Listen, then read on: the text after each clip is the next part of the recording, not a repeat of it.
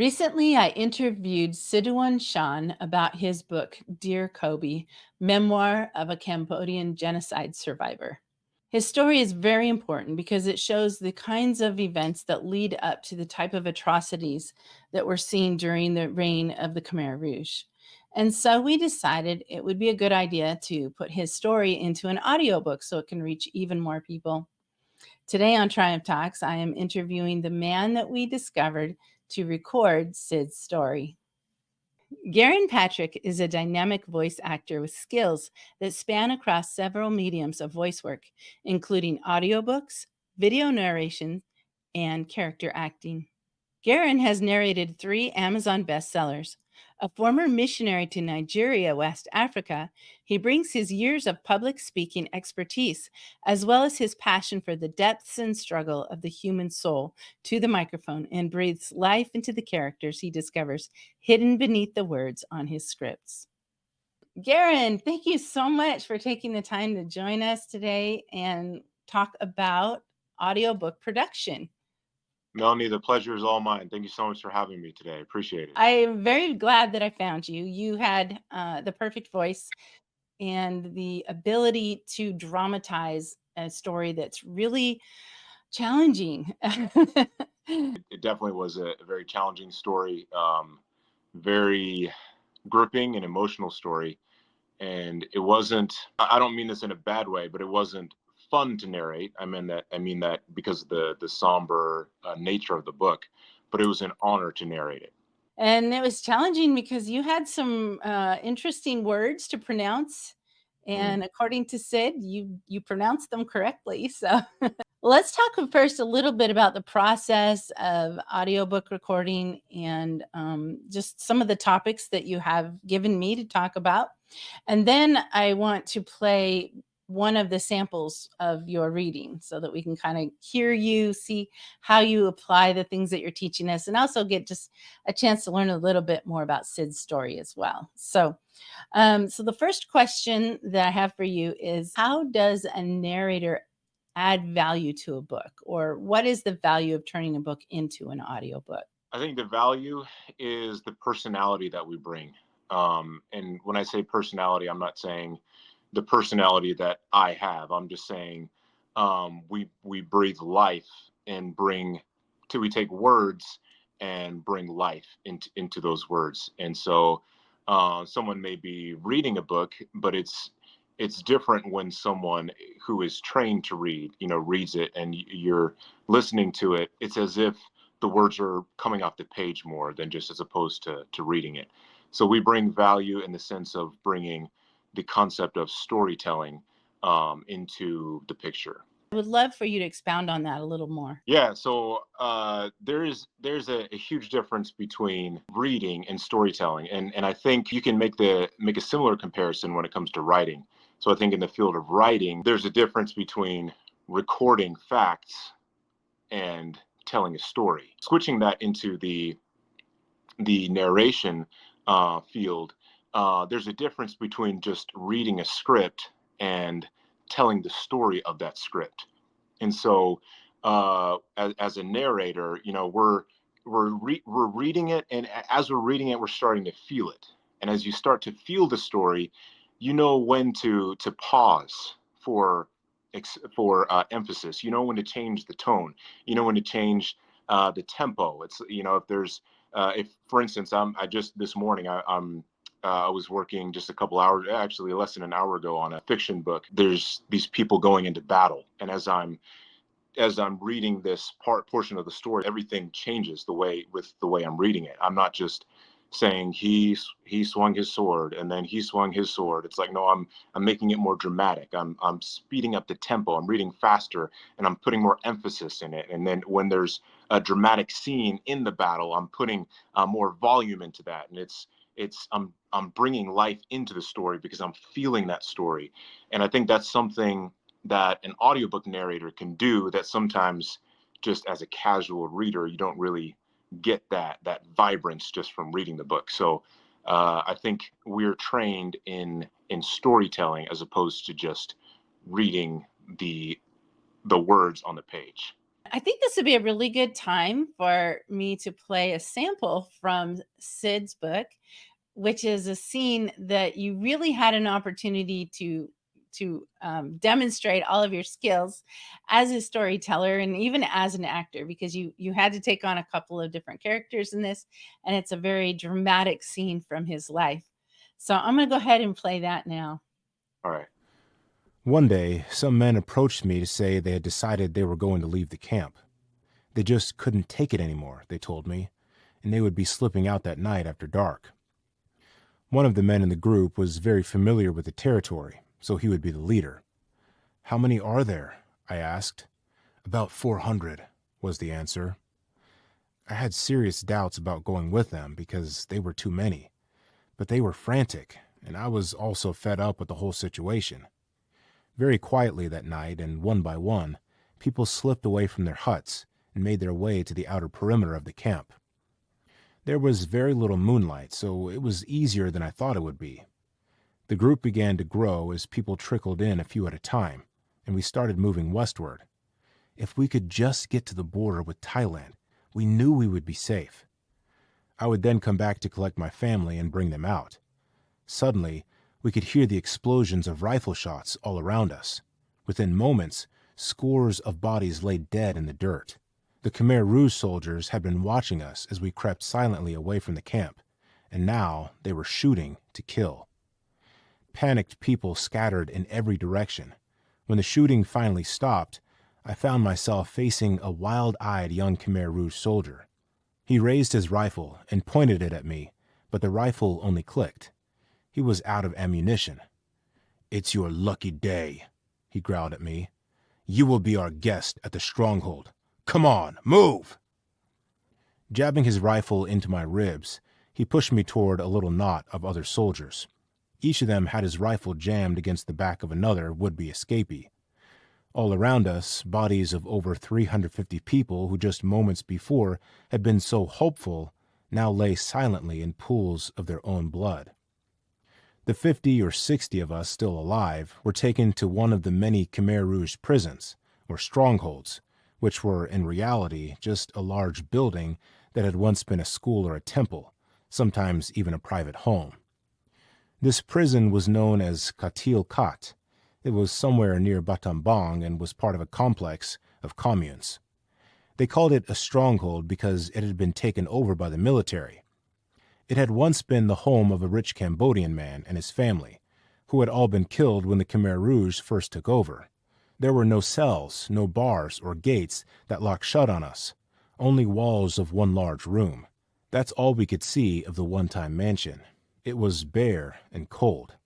"Line up, you stinking swine!" shouted the man in charge. "Put your elbows together behind your back. Do it now!" If you try holding your elbows together behind your back, you will quickly see how painful and wrenching it is. As we struggled to hold this agonizing position, the guards came along and tied both our elbows together behind our backs, then linked us one right behind the next man. We would stay this way day and night, nearly 24 hours a day, sitting on the floor and leaning next to a wall. The muscles in our arms burned like fire, and it felt as though our shoulders would be ripped right out of the socket. I think that really shows that, like you said, it's an honor to share that story, but there's a lot of that's not even the hardest scene that you had to read. It shows the way that you were able to dramatize it, and also some of the harder words I think I would have struggled to pronounce. Did you have to do a lot of practicing? Did you look up the words, or how are you able to, when you run into these things when you're doing audiobooks, how do you come to decisions on pronunciation, things like that? This was maybe the most, if not the most, one of the most challenging projects I've worked on in terms of name pronunciation. One of the things I do is I do YouTube. I do a lot of YouTube narrations, and I do some for like soccer, or in the other, anywhere else besides America, they call it football. And so Yeah. the names. Oh man, how do I find this? So a lot of it is YouTube. I just look at other YouTube videos. How did he pronounce this name? And then when it came to this book, though, it was a lot of I think Khmer words, and so Mhm. those are hard to find. And sometimes I would find some YouTube channel that was run by someone with that name, or there was a video with someone with that name on it. And so they said their name. But usually this project, I wasn't able to find that. So I just Googled it and found some websites. Some websites have a pronunciation, but you can tell it's an AI voice. And it's like, so then you never know, because AI does not even get basic words right.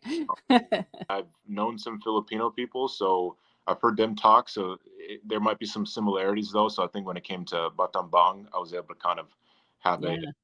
on that I felt was probably correct or close to correct. Some of them I just guessed, and I figured I would turn in the rough draft and see if Sid had some if he had some corrections to make. And I was surprised, very surprised, when you said, no, you said good with all. What? Okay.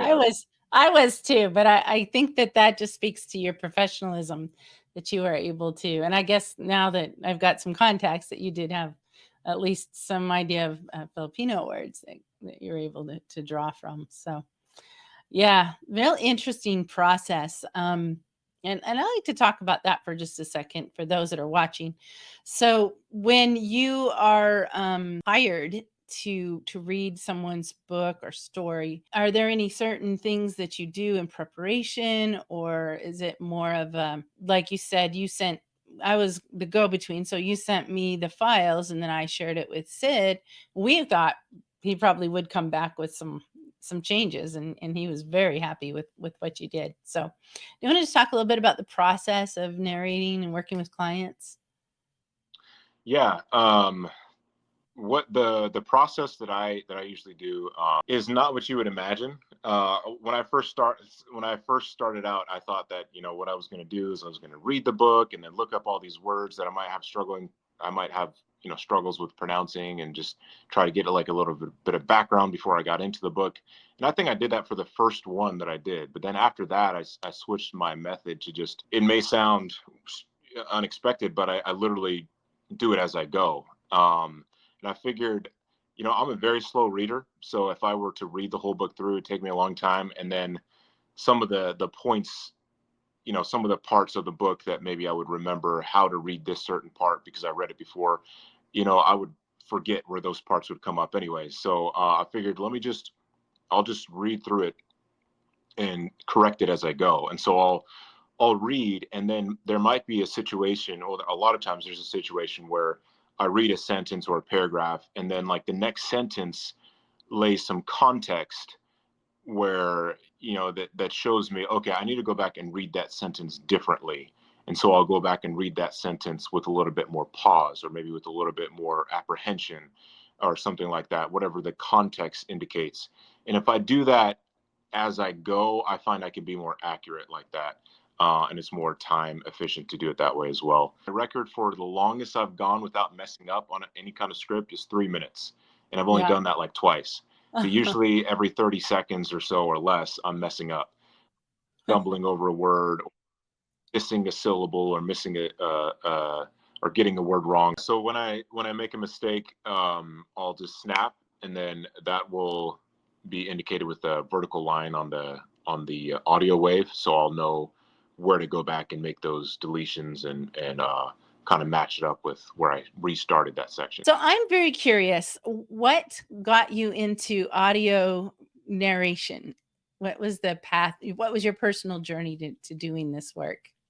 So years ago, when I was doing Uber in LA, I had maybe like 2 or 3 people who were somehow in some way in the Hollywood industry, and they told me, you have a really good voice, you should do voiceover work, seriously, you should look into it. Back in my mind, I thought, man, that'd be kind of cool. I like that. I like the thought of doing that.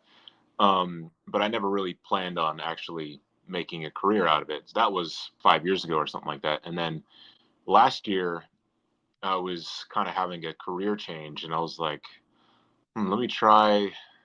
let me explore some new options. And people have always told me I have a voice for voiceover. And so I looked into it, watched some, did some millennial research. And what I mean by that is watch some YouTube videos. I love it. That's funny. How we read these days is YouTube.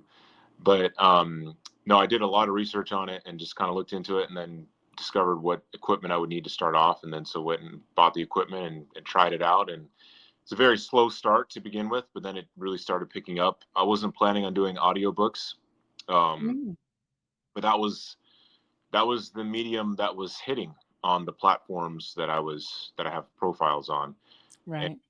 kept booking audiobook gigs. I was like, all right, this is what's hitting, then I'll keep doing it. And then as I've been doing it, to be honest, I was originally, after my first two, I was kind of reluctant about it, because I wanted to do, and I still do want to do commercials and eventually do more character acting and for maybe shows and Mhm. animations and video games and stuff like that. And I've been able to dabble a little bit with some of that stuff recently, but I started off reluctantly doing some audiobooks, and then I kind of developed it as kind of my niche. And so I've been getting better at it gradually as I've gone along. Interesting. Yeah, life is a journey, isn't it? Yeah, it And is. sometimes the destination changes to where we're headed, but we Yeah, find, yeah, that's very interesting. Well, you did a fantastic job with Sid's book. Should somebody try to produce their own audiobook? Because I think there's probably going to be a lot of authors watching this that are trying to weigh, should I do it myself? Should I hire somebody? What are the pros and cons of, say, doing it yourself versus hiring someone like you? yeah. I think in one regard, um, you are the best person for it because it's your story. No one's going to know how to deliver that character or that part of the book than you. The problem is, are you able to do it? And even if you say, well, I'm good at reading and I have a good voice for it and stuff like that, but it's much more than that. Do you have the equipment? Do you have the setting for it? And the setting is much more important than the equipment. You can have a $500 microphone, but if you don't have an acoustically sound booth or some kind of setting to do your recording in, unless you want to go rent a studio out for who knows how many hundreds of dollars an hour, it's not gonna come out right.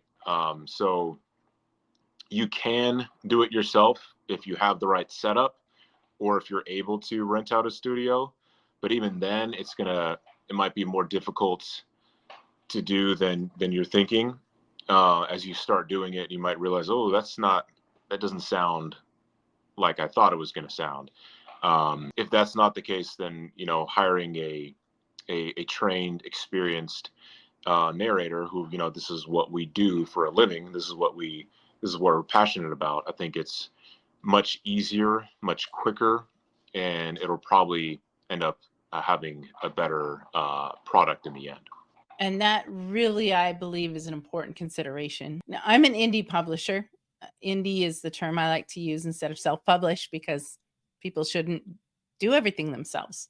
They do, but usually the quality is lower and it does not have the success that it would. That's definitely a consideration. Another thing I think is important to realize, and I know you have mastered, what are the requirements to even have your audio recording accepted by a platform like ACX, which distributes the audiobooks on um, Amazon and other places. Their requirements can be a little strict. And even when you and I worked together, I think there were 20 some odd files because each chapter is individual. And of those, there were still two that had to have a little tweak to them, which you did really quickly. Not being somebody who understands that technology, I think it could become really intimidating, I guess I would say. Yes, I would agree with that, and I forgot to bring that up. Is Yeah. the AT requirements? Yeah, you gotta, even if you have the right setting and you can record yourself, are you going to be able to record in a way so that the noise floor level is within the right boundaries and the RMS level is in the right boundaries? I don't even know what RMS is, to be I was honest with just going to say, I mean, you got to know what RMS is. you. You don't even know. It took me kind of figure out how to adjust my settings, how to adjust the gain on my mic when I record, to get it to a point where it's almost where it needs to be for ACX standards. So then at the end, I can tweak it a little bit without distorting the audio. You want to go and edit your audio. If you do too much post production, you're gonna distort the audio, and just not gonna sound. It's gonna sound all muffly and stuff like that. So Yeah, it and then it'll get rejected. So it is yeah. complicated. Yeah, it's a little complicated. So, but it's good to be able to just at least inform the viewers that these are the things that you have to think about if you're going to record your own book, or even if you're hiring somebody. What is something that people should look for if they're looking to hire someone like you? How can they know that they're getting a true professional? The easiest and best way to really tell if it's the right person is to just check out their samples. And when you're checking out their samples, try to see if it's a sample from a book they've actually done, because we can go to someone else's studio and then read like a little 30-second script and it sounds awesome, but then we come back to our own makeshift studio and it's like, okay, this doesn't sound as good as our sample that we put together in someone else's studio. So I would say make sure it's a sample of a book they've actually done the whole thing of from their own studio. And then also the two things I would look out for is this person's voice the kind of voice that's going to be the right for your book? And by the way, there are some books that I wouldn't be the best for. Like I have a deep voice, and there are some books where I'm asked to do female characters, and I'm supposed to do a teenage girl, and I try my best, but I'm not. It's really hard for You've someone actually been hired to do a teenage girl? not so just I'd like like small to hear portions. that. Just when the teenage girl is like a very is not the main character, but if the teenage girl was the main character, I would say I Yeah. appreciate the offer, but I Yeah. think you should have someone else do your book. Kind of like how you had to do a soldier in Sid's book. Unfortunately, a soldier was very easy for you to do. But yeah, I could see where you have a whole book and there might be a couple of characters that you're having to really stretch to create.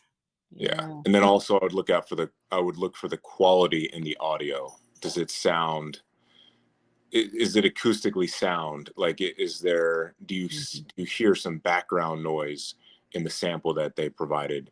Just, does it sound smooth and professional? Well, I did listen to a number of potential narrator samples when I selected you. And your deep voice was part of what made you perfect, because I was looking for something a little deeper. And of course, you're depicting him in his youth.